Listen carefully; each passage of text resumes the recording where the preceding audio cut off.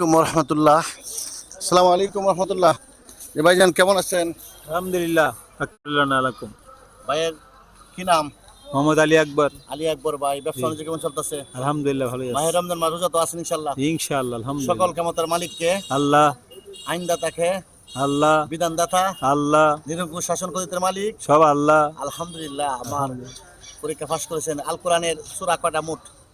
মোট 360টা মনে হয়। 360টা না, আরো বেশি হতে পারে। 114টা। 114টা। আয়াত কয়টা? আয়াত মনে হয় স্মরণ নাই।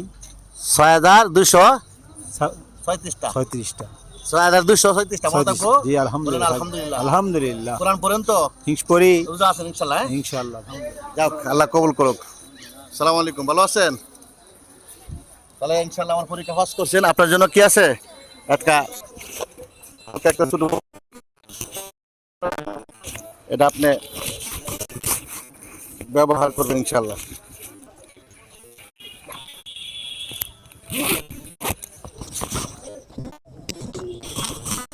আমার তরফ থেকে আপনাকে বলে দিলাম, এটা আসলে যতটুকু কোনো জায়গায় ব্যথা আছে, এটা এটা হলো বটিকা পাতনাশক, 130 টাকা দাম। এটা আপনাকে দিলাম।